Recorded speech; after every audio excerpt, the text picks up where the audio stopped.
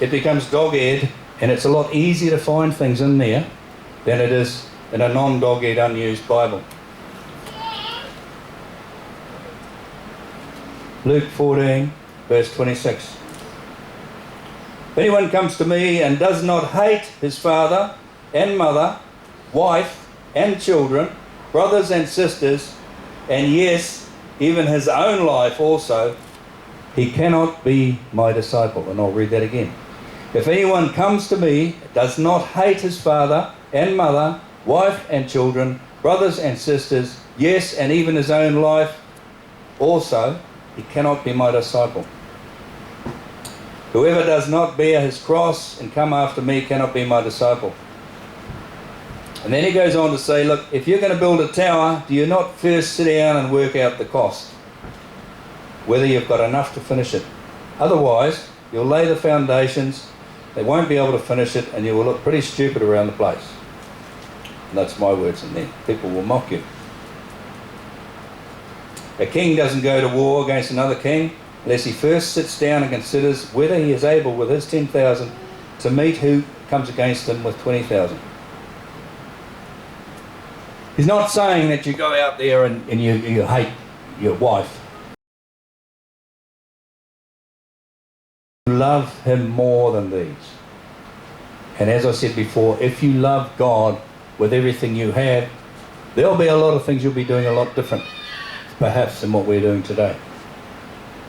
And you know, as I said, I've been walking a little while, and I've got a testimony which I should have been dead right back at the beginning of my walk.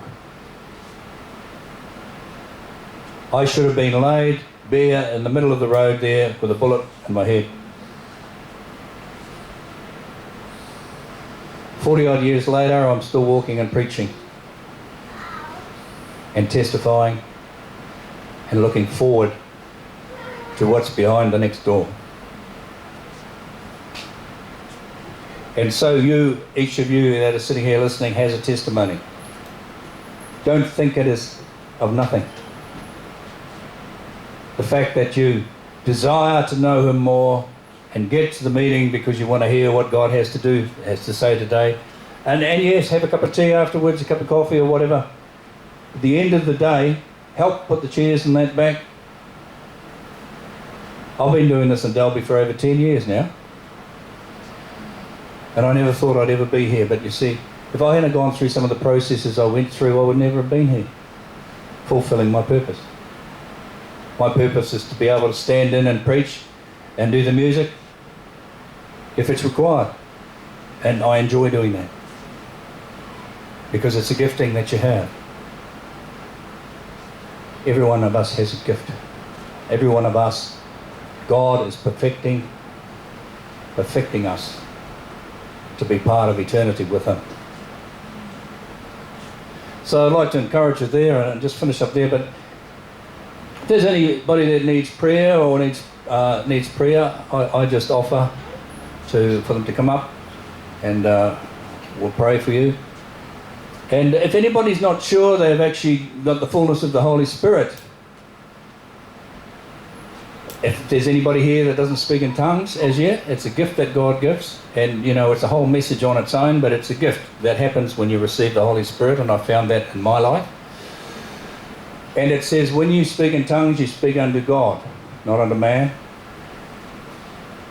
And it says that it edifies. Tongues edifies. So when you're in prayer, you can pray for hours in tongues, and you pray on a regular basis, on a daily basis. It doesn't matter where you are, in the shower, on the toilet, up a ladder, in the car, or whatever. If God moves in you and the unction's in you, you'll start speaking in a strange language you never learned. And one of the advantages of that is that you can't control what you say. And that's a good thing. Because we go off and hurt people with our tongues. Life and death is in the power of the tongue. We can say a lot of things in the tongue. Don't always expect to go to church and get a nice, warm, little fuzzy message, feel good about ourselves, and that's it. We need to be challenged. And this earth is a training ground for what's ahead. I said in my last message that we're pilgrims and travelers down here. This is not our destiny. It's a training ground. God's shaping us. It's a training ground. Okay, I won't get